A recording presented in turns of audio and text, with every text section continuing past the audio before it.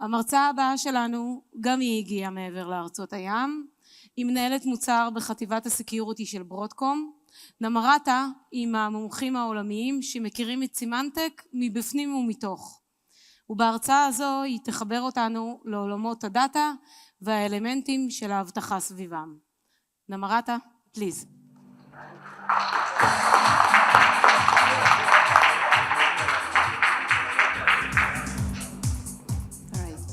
Good afternoon, everyone. My name is Namrata Shiggaon, and I'm a Symantec DLP and DSPM product manager.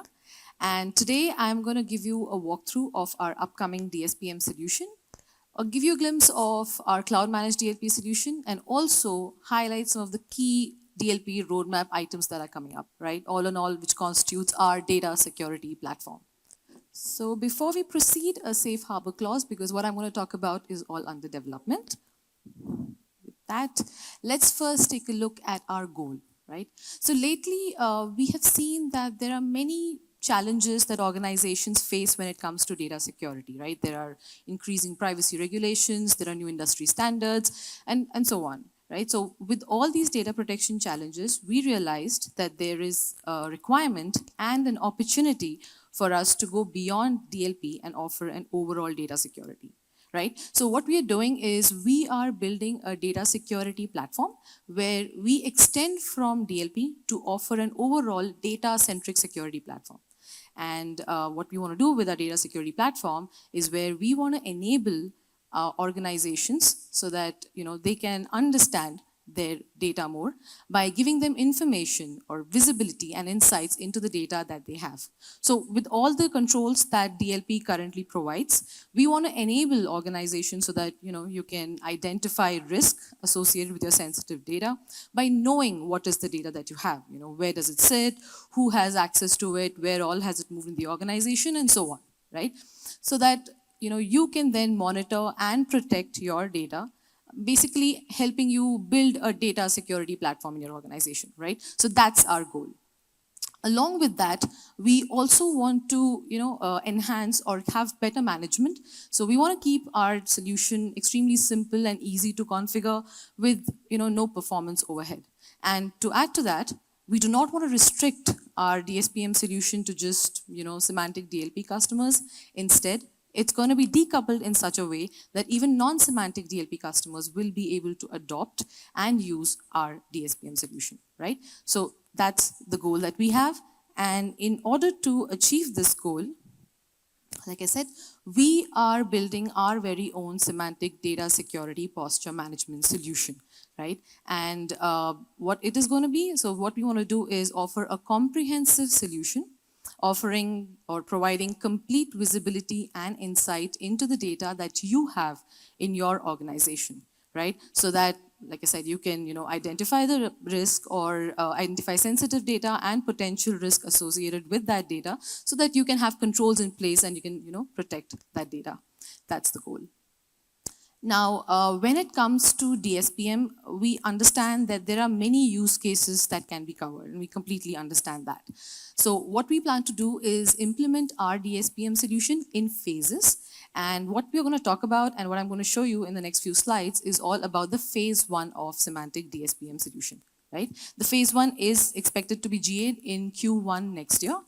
And the scope of the phase 1 of Symantec DSPM solution is going to be to enable organizations, enable our customers so that you get complete visibility and insights into the data that you have in your SaaS and IaaS applications, applications that we support via our CASB securelets like Google Drive, OneDrive, Box, etc.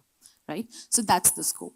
Now, beyond phase 1, we do have a long-term roadmap as well, etched out, where we want to build incrementally on our DSPM solution and expand our coverage, offer more use cases and all of that. I have a slide after this where I will talk more about the roadmap. But for now, this is what we plan to offer as the phase 1 of our DSPM solution. Right? So in the phase 1, we are offering a lot of capabilities or features. Like, for instance, we are offering a one-stop dashboard, which will give you like an overview or a bird's eye view of all the data that you have in your organization. So, you can quickly identify any anomalies and analyze those anomalies. There is going to be also a detailed catalog giving you a listing of all the files so that you can do further investigation.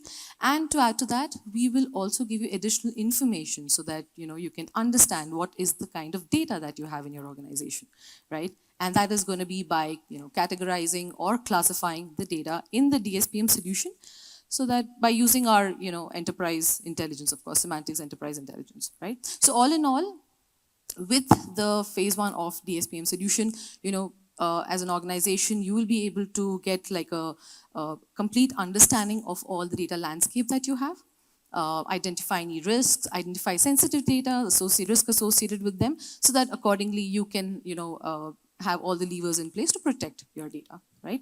So that's what we plan to do. Now, this Symantec DSPM solution is going to be a cloud solution, which means that it's going to be, of course, accessible via a cloud console. All the metadata that we capture and present will also be available on the cloud, even as we expand to on-prem stores, right? And the cloud solution that we're talking about, or the cloud console that we're talking about, is the Symantec Cloud SOC console, which is the same console that is used by our Symantec DLP customers today, right? Even from an onboarding experience, we want to ensure that it's a very seamless experience for not only our Symantec DLP customers, but also non-Symantec DLP customers. In fact, if you're an existing Symantec DLP customer who uses CASB securelets, then we will be reusing your configuration so that there's minimal performance and configuration overhead that you have to go through with DSPM coming into picture, right? So, like I said, DSPM phase 1 is expected in Q1 next year, and that's the scope that we have. Moving on. I do have a demo here to just give you a glimpse of how the solution is going to be looking. Just a point to note, this is still under development, so the UI might change by the time it's GA'd, but this should give you a pretty good idea. All right.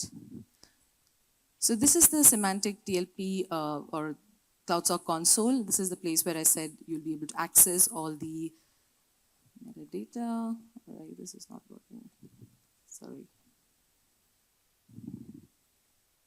All right. So Symantec DSPM, like I said, it's going to be accessible via the Cloud SOC console, and there is this new section called the Data Security Platform, where you'll see all the components associated with our DSPM solution. And let's go over each of these components. The first component is the dashboard. Like I said, dashboard is where you get a bird's eye view of all the data that you have in your organization. So there is a default dashboard that we will be shipping and you will have access to as soon as we, you get on board. And of course, you will be able to create your own dashboards as well, and I'll show that to you in a minute. But this is how the default dashboard looks like.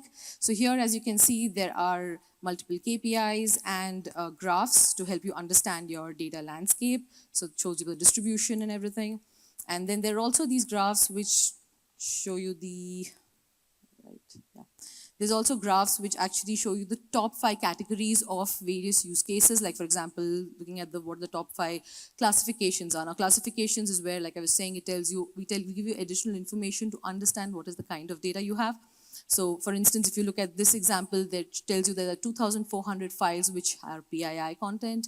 There are 2,000 files which are based off Europe, and so on, right? Similarly, even about the number of, where does the file sit, which is the location which has maximum number of files, or which are the owners of maximum number of files, and so on. So those are the kind of data that you can immediately capture as soon as you get onto the dashboard. Along with that, there are other use cases as well.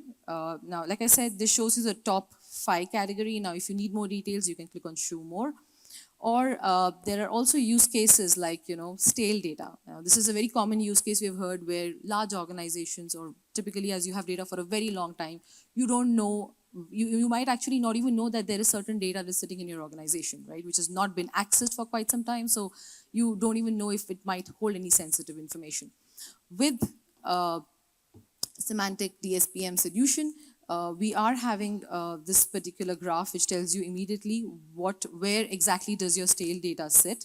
I'm calling this a stale, and you can obviously, every organization has a different definition of what that stale data could be. It could be a file which has not been touched for a year, 6 months, or 10 years, and so on. So you can always configure that, and it'll tell you immediately what those files are. If you need more details, you can click on it. Like for instance, here if I see there is, in this demo, of course, I have a distribution by exposure as well, where it tells me how many files have been exposed, as this is about the cloud application. So if there is something that seems a little odd to me, like for example, if I look at the number of externally exposed files, there are about 634. If I need more details, I can click on it, and that takes me to this catalog. Catalog being the final listing of all the files, like I was telling, which will give you so that you can do any further investigation. This particular catalog lists all the files that you have. Now, in this case, as I selected externally exposed files, it gives me a listing of all the externally exposed files that I have in my organization. I can, of course, go ahead and, further filter it down if I want to look at it, which is owned by files that are particularly owned by certain users or where they're located, things like that. Or I can also group it by if I want to get like a high level of where all does the file sit, or I want to just look at a high level. I can also group it by certain parameters like what's the application, what is the type of the document, and so on.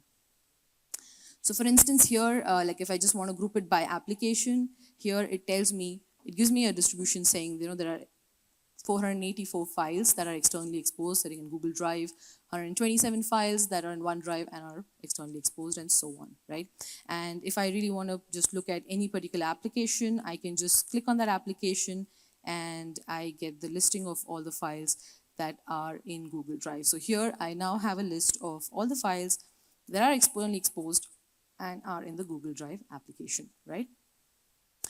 Now in this catalog, we provide all the relevant metadata that you will require in order to identify risk, in order to know more about the file that you have here.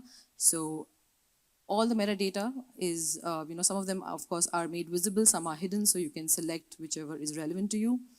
Now, like I said, all these files, all this metadata that you see here are all what we get from the file, but there are two parameters that are basically populated by us, by Symantec's enterprise intelligence, where we try to give you additional information so you can understand the file better. And these are the DSP tags and the DSP classifications that you see here.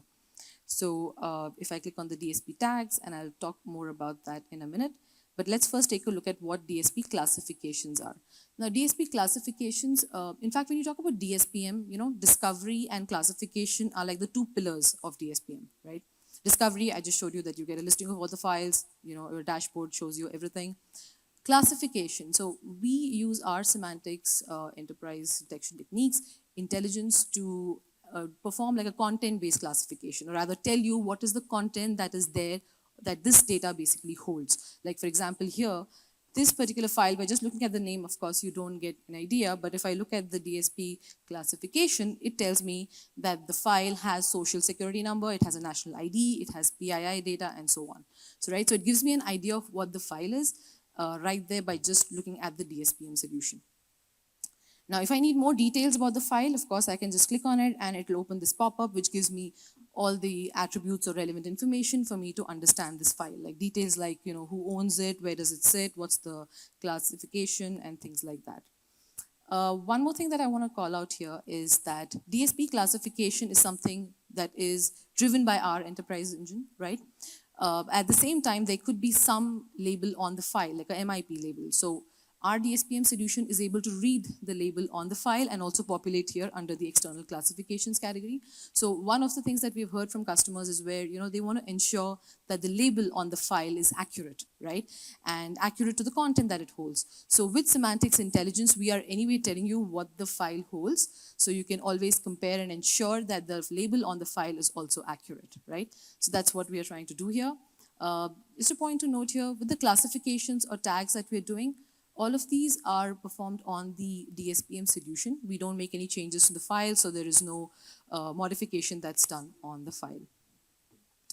So that's the metadata profiles. So DSP classifications, like I said, are driven by content-based or based on the rules, underlying rules. These underlying rules are the profiles. The same profiles that are used for even DLP. So in a way, like we said, our aim was to reuse the configurations and not make it an overhead for customers who are using DLP as well as DSPM. So using the same profiles, you can actually define what the classification are, and whatever profiles are matched, you get an idea here as well. Next is duplicate files. So, if you want to get a list of all the files or copies of the files that sit in your organization, we show you the listing right here, right? So again, a common use case. Now, if you find a file is sensitive, when you look at your, when you look at the file, you want to take some action, maybe quarantine it. When you know that there are multiple copies of the file, you can immediately, get a list of what these copies of the files are. There's a download here, which gives you a file, the downloaded copies, and you can just go ahead and take an action at one sweep to all of them, right? So that's about the duplicate files. And lastly, we also show what the tags are. Now, like I said, there are two parameters that are populated by us, or additional information that we provide. One is classification, giving you content-based classification. Tags are where we also try to bring in a contextual angle, right?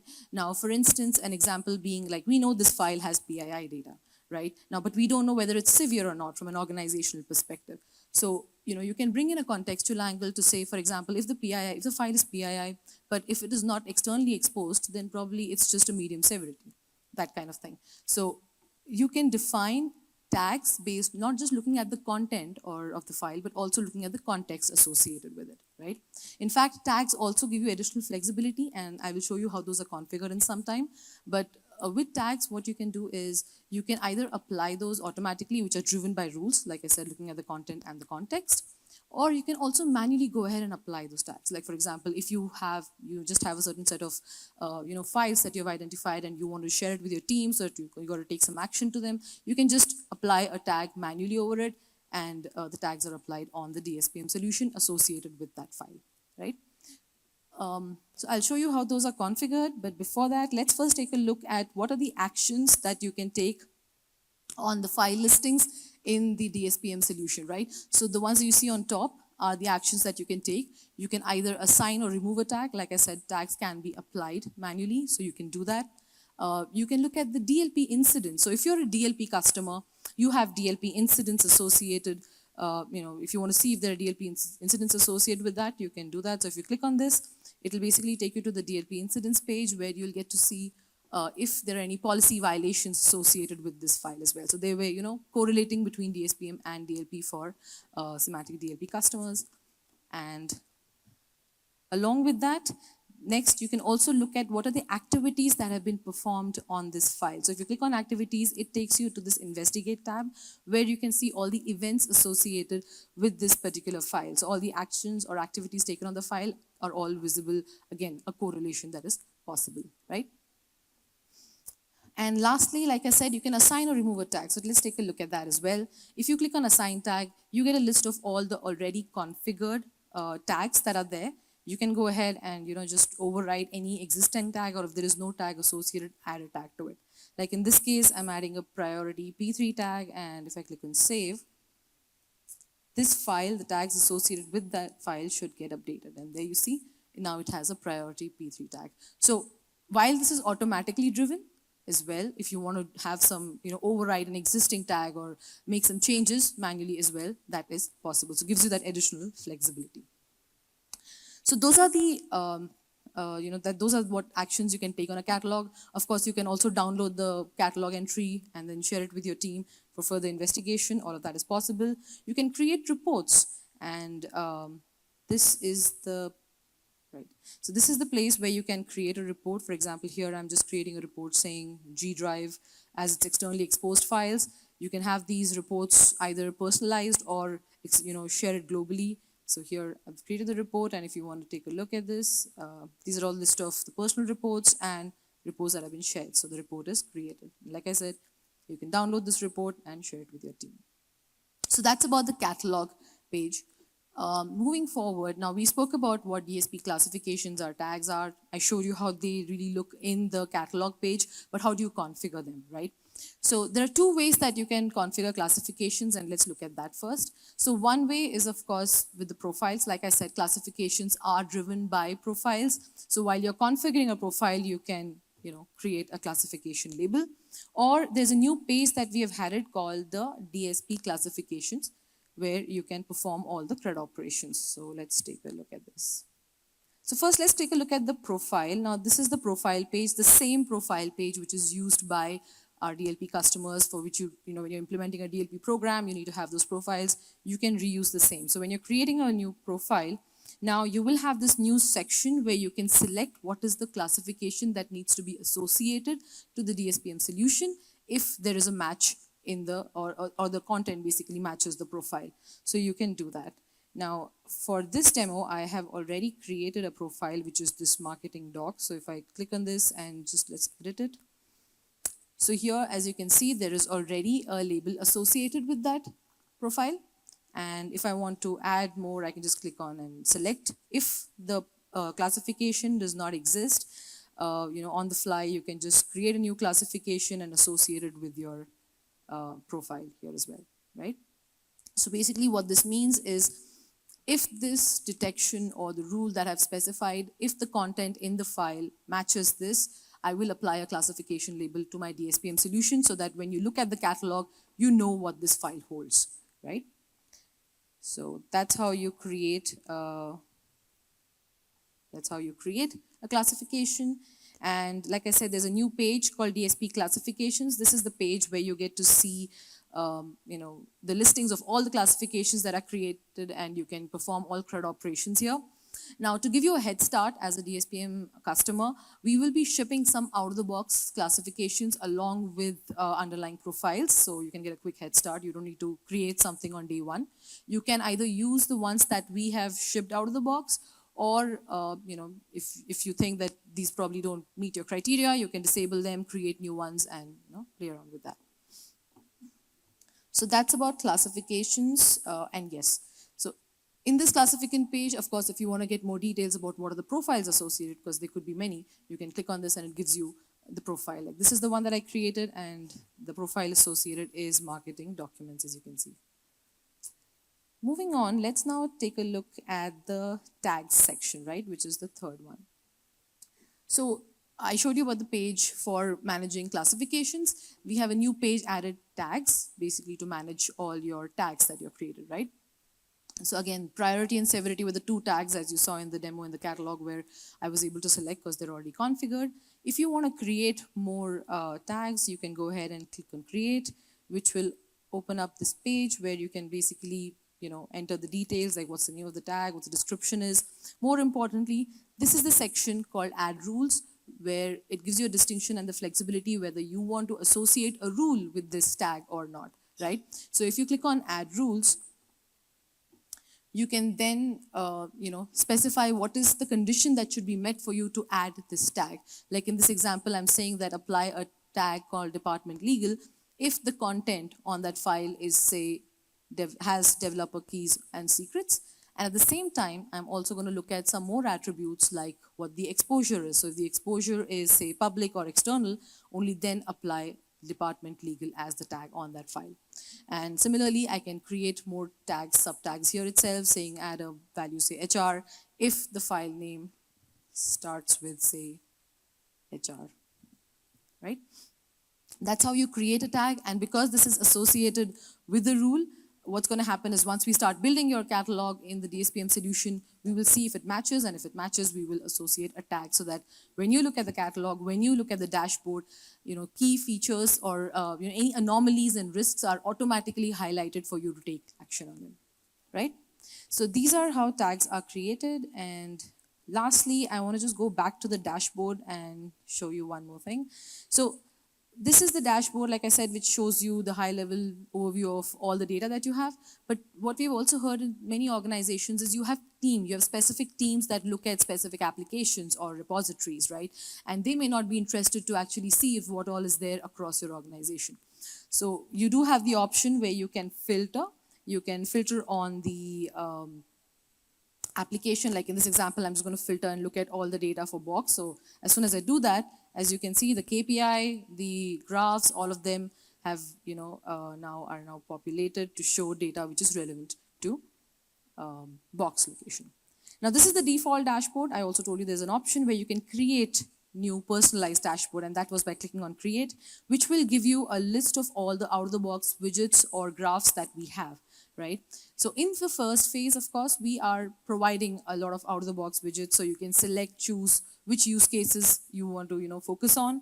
In the future, we will give the option where you will be able to create your own graphs based on your use cases and then either have them as personalized or share it. All of that is something we plan to do in the future. So like in this example, I'm just selecting certain widgets that are there out of the box and click on OK. You can then, just configure it the way you want, move things here and there, and then create your personalized dashboard, which is going to be there. So I'm just going to create this dashboard and there. Once the dashboard is created, if you look at this right here, you can actually view what the default dashboard is as well as what the personalized dashboards are. I just created a My Dashboard, and that's what you see here. So if I click on that, it straight away gives me the dashboard view with the way I had configured it, with all the relevant information right there for me to analyze. So that is about the demo. Like I said, it's still under development, so there might be some UI changes by the time it is released, but this should give you a pretty good idea of what we're looking to cover. All right. So with that, now as we are, I said the timelines that we have for the DSPM solution is Q1 next year. It's actually around February next year. And as we are so close to the release timeline, we want to make this solution available to our customers and partners so that you can test the solution in your environment, experience it, get a sense of how it works before it is GA'd, and more importantly, share feedback with us, right? So if you're interested to get your hands on the solution, test in your environment before it's GA'd, then you can participate in the private preview program. So we have a private preview program which started in around December, so it's still on. So if you're interested, you can let me know. There's also a survey link here, which I think we will share with you after this, so that if you want, you can fill it up and we can get back to you and get you on board ASAP, right? There are a few prerequisites, of course, for you to participate in this. Like you need a Cloud SOC tenant and a CDS REST detector, which is cloud managed. If you do not have the prerequisites, no problem. You can obviously apply for NFR or trial license and you should be good to go, right? So everything that I've covered till now is about what all we are doing in phase 1. But like I said, we have a long-term roadmap etched out. We're not stopping at where we are right now. And this slide here should give you an idea of what we're thinking. So phase 1 is where we are. We are looking at complete visibility and insight into all the data that you have in your cloud applications supported by our securelets. Beyond phase 1 is where we want to go to phase 2. Now in phase 2 is where we want to expand our coverage. We want to go beyond just secured applications. We want to provide you visibility also into endpoint devices, endpoints your users use to, so you get an idea of what you are really going to get there. And also about other cloud applications, cloud databases, giving you visibility across all of that. That's something which we have on the roadmap. Along with that, we also want to cover other use cases, like you want to know, what is the data lifecycle, which showcase you where all the data has moved, who all have access, so you can identify what the potential backdoors are, the risks are, and accordingly take action. So that's something we plan to do as a part of phase 2. Now beyond phase 2 is where we want to look at what additional things we can provide for you for better management. Like for instance, taking remediation actions. If you have a use case where you want to auto tag your files based on the information that is provided by the DSPM solution, that is something which is on the roadmap. At the same time, having any third-party integrations to initiate workflows. So all of that is something that we plan to do. Now, some of this plan might get rejuggled based on the feedback that we receive from customers after the phase 1 adoption. But in the long term, this is what we are thinking of. So that's about the DSPM solution. Like I said, I also want to quickly go over our cloud-managed DLP solution as well. When you talk about data security platform, there are 2 parts of it, right? The first part is getting visibility, which is what our DSPM solution does. Our DSPM solution will give you visibility across your cloud applications. Now, once you have the visibility, the next logical step is to protect that data. And that's where Cloud Managed DLP comes in, right? So our Cloud Managed DLP is our cloud-based DLP solution that is hosted by Broadcom, which means that, all the management, infrastructure management, that is deployment, configuration, or scaling, all that is something that you don't need to take care of. We take care of all of it. So all that overhead is taken care of by us, right? In terms of capabilities, the Cloud Managed DLP solution is, it'll help you implement a strong DLP program across your organization to detect, monitor, protect sensitive data across your cloud applications, SaaS and IaaS applications, that is. across email and web traffic. And more recently, we've also added support for endpoints. So endpoint devices can also be now managed through the same DLP Cloud Console. In terms of the detection capabilities, we support some of the most commonly used detection capabilities like TCM, EDM, IDM, and so on. And again, we will be shipping out-of-the-box profiles so that you can get a head start as you adopt the solution. So net-net, if you are an organization that is looking for a highly scalable, strong DLP program to be implemented in your organization, to protect, to again, detect, monitor, protect sensitive data across your cloud applications, endpoints, email, web traffic, without having the overhead of managing the infrastructure, then Cloud Managed DLP solution is for you, right? To summarize, there are some of the benefits that we provide with Cloud Managed DLP. Firstly, it is extremely cost efficient. The reason for that, of course, is because we are managing the infrastructure, right? So when you compare it to on-prem, where you require, extensive hardware, you need to look at load balancers for scaling, or you need to have Oracle expertise, you can let go of all of that because the infrastructure is now managed by us. So we take the overhead and all the effort required to implement that infrastructure for you to have the DLP program. So it's extremely cost efficient, reduces a lot of time and effort and money. Secondly, it's simplify operations via automated updates. So deployment is one section. The second part of it is updating your environment, right? And that's an ongoing thing that you need to keep doing, ensuring that your environment is always up to date so that you can get access to all the bath-breaking DLP capabilities that we ship, right? Now, as it's a cloud-managed solution, all the updates that are pushed, all the updates are immediately available on the cloud, and you have access to them as soon as they're published. So you don't have to worry about rollouts and everything. It's all taken care of. Thirdly, it's a single console. Again, from a management perspective, there's a single console, the Symantec Cloud SOC console, that can be used to implement the DLP program in your organization, whether it's on the cloud, it's on the endpoint, or email, web, all of it. So you can use the same profiles across, makes it much easy to manage.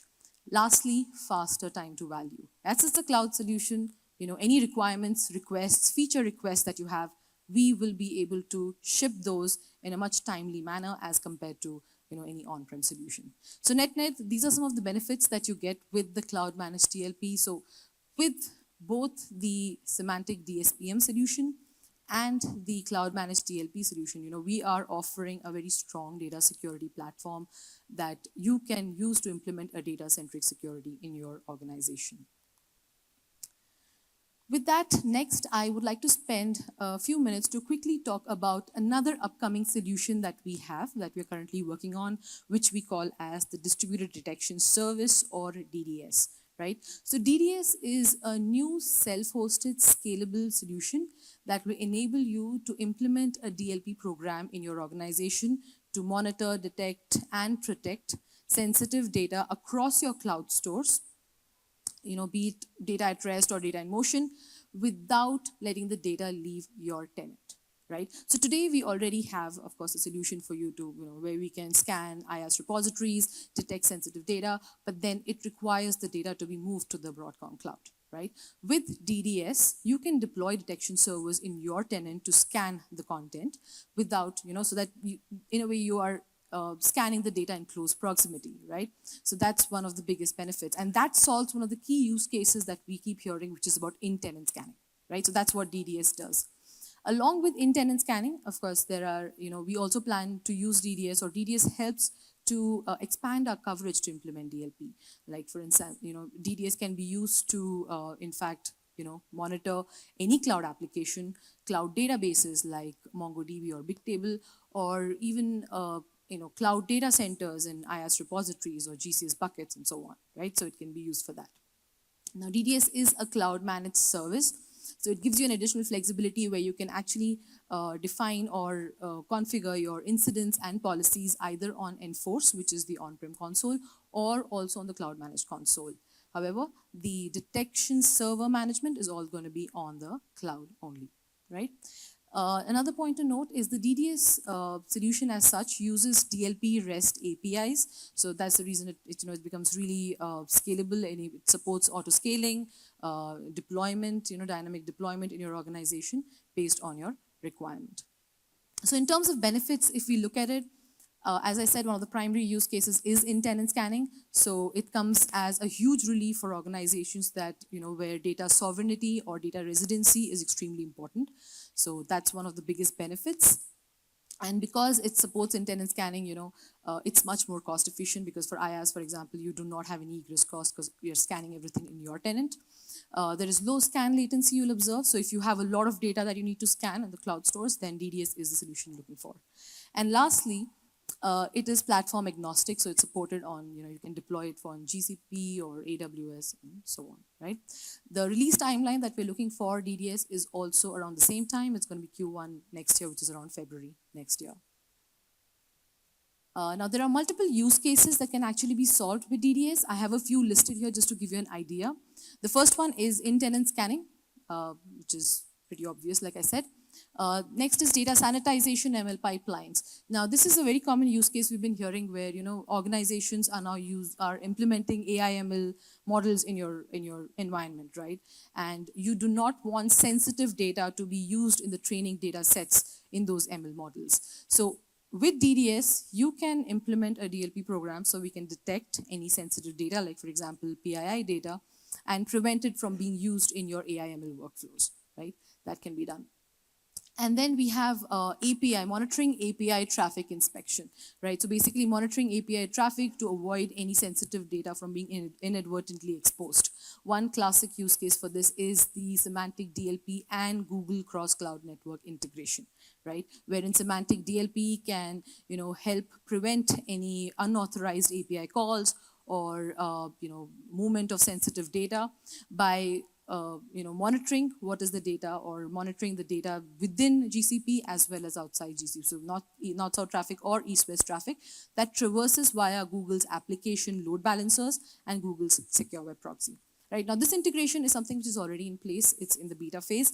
However, there were some challenges that we heard from our customers where, if, for instance, if your organization has the ALB deployed in a region where CDS API is, we do not have CDS API, then there is going to be egress cost that you'll bear. And of course, if you have data sovereignty requirement, then that's not possible right now. And that is where DDS comes into picture, right? DDS comes as a relief where all these, whatever limitations you would have would be overcome in terms of the Google integration and Symantec DLP integration. And then lastly, about securing AI application interactions. So again, a very common use case as we are now using, every organization has users who are using, AI applications. You do not want sensitive data being exfiltrated from your environment into those applications. With DDS, you can implement, you can implement the DLP program. You can implement the policies to ensure that no sensitive data gets exfiltrated by those, AI applications like ChatGPT and so on. Right, so those are the use cases for DDS. Some of them, like I said, there are many use cases. In fact, we'd like to know more. If this is a solution that is of interest to you, then we'd like to know more what are the use cases that you have so that we can help you implement this in your environment. Now, again, DDS is also under development, and as the release timeline for that is the same. Again, we are having a private preview program for this. So if you are interested, if you want to get your hands on this solution before it's GA, then let us know. We have a few prerequisites. We can talk about it. We can see how soon we can get you on board to be able to test this solution in your environment. Lastly, I want to talk about the DLP core roadmap, right? So we just saw some of features on the cloud side. I also want to quickly go over and give you a glimpse of what's coming up on the DLP core side. So the next DLP release is DLP 26.1. It's expected to be GA'd in Q2 next year. And we have a lot of features that, some of the key priorities that we have already planned and are working on. These can be broadly classified into 3 themes. There's innovation. This gives you an idea of what we are investing on, right? So we're investing on the innovation side. We're investing on how we want to increase the coverage. And of course, our integration as well, right? So let me just quickly run over some of these features. The first one here is about semantic IDM.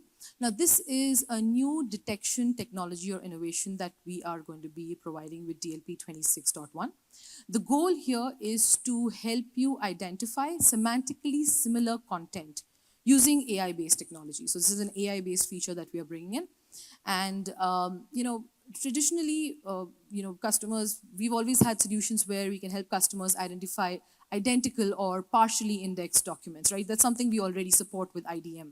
But in the real world, the real use cases also come to say, for example, in say intellectual property side, where there could be patents that are being written where they may not be the same and they may not be identical copies, but they could essentially mean the same. They use different jargons, but essentially they mean the same. Now, this is very critical for you to identify such semantically similar documents as well, so that you can call out. Similarly, business process, business critical documents that you have, which you do not want to leak out, but there could be copies of it which has semantically similar information, different jargons used, but in a typical environment they would get leaked out. With semantic IDM, we are focusing on ensuring that the meaning of the document is paid attention to, so that the semantically similar documents can be identified and you can prevent any data breach. Right, so that's about semantic IDM. Along with that, we're also providing additional APIs in DLP 26.1. So in the last couple of years, we have focused on providing a lot of APIs so that we can help you programmatically set up a DLP program in your organization, and we continue to do so. So with 26.1 as well, we are providing additional APIs. Like there are APIs on the endpoint side to help you perform bulk actions. Like for instance, getting a list of all the endpoint agents that you have, which meet a specific criteria, and then deleting endpoint agents. So you can use those, for instance, you have a use case where any non-reporting agents, you want to delete them. You can do that right now on the UI. However, it's a little cumbersome, right? Because you cannot delete all the agents at the same time. Now with this API, you can get the list of all the agents that you have, delete them, and thereby ensure that the hygiene of your agents in your Enforce. So those are some of the APIs we are having. We're also having server management APIs. So in the last couple of releases, we have provided a lot of server management APIs. The two essential ones that we're missing were the ability to edit or delete detection servers. And with that, we plan to provide that with 26.1, so that with that, you are all set to perform all the CRUD operations on your, for your detection servers via APIs, right? We're also providing some log collection and configuration APIs to help you, again, programmatically manage those. And lastly, we're also providing some API improvements, like, for example, from an authentication perspective. So one of the key improvements that we're doing is we're decoupling the authentication mechanism that is used. So as of today, as you're aware, if you have an authentication mechanism set on Enforce, the same needs to be applied for APIs as well. With 26.1, we are decoupling that, so that it makes it much more easier. And specifically, we are also adding a new OAuth and OIDC based authentication mechanism for REST API, especially in the case of SAML Enforce, as earlier just used a username and password based authentication. And then, of course, we have the agent DSPM integration, which, like I said, in the DSPM roadmap, it's on a roadmap to provide endpoint coverage as well as we look at DSPM. From the coverage and simplicity, we plan to expand our DLP monitoring by also supporting base 64 encoded content. So with DLP 26.1, we will be able to detect the content in a base 64 encoded file so that we can determine any sensitive data and then let you know. We're also enabling policy exceptions using EDM conditions. So this will reduce your false positive big time. You can now use EDM indexes, or you will be able to use EDM indexes in your policies as conditions, thereby reducing your false positives. Another interesting feature that I want to call out is the automated and scheduled incident remediation workflow. So today, when we talk about remediation, we provide you two ways to remediate. There is something called automated and smart, right? Smart is where it's manual.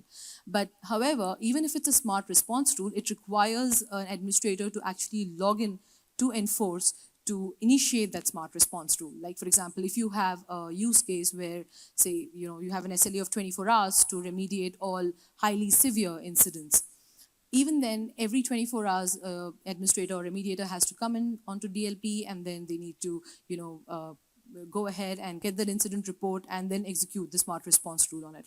Now, with 26.1, we are giving you the ability where you'll be able to automate this smart response rule execution by defining a workflow using, by either scheduling or defining specific workflows for that. So that way it's easier for you to manage and automate your incidents that you have in your environment. Lastly, from an integration perspective, as I can say, we are also providing full integration with pure Azure AD. Now, lately we have seen that organizations are moving their identity and access management to the cloud, to Microsoft Entra ID, which is what used to be called as Azure AD earlier. So what we're going to do with 26.1 is we are going to see how DLP can leverage the users that are, or groups that have been, defined in your Microsoft Entra ID. So thereby deepening the integration between Symantec DLP and Microsoft's Entra ID, right? So you'll be able to perform certain actions with that, like for example, policy enforcement, based on the users and that have been defined, users and groups that have been defined on Microsoft Entra ID, agent grouping based on attributes that are there on Microsoft Entra ID, as well as, defining administrative roles, managing your administrative roles based on, whatever entries we get from the Microsoft Entra ID. Right, so this is one of the capabilities, some of the key priorities for DLP 26.1, and like I said, it's expected to be GA'd in Q2 next year. There is also a beta or a private preview program for DLP 26.1. So again, if there is interest for you to participate or test any of these features, we can have further discussions, and I can tell you how you can get on board to get a sense of how these features work. Right. So with that, I think that's all I have. Thank you so much.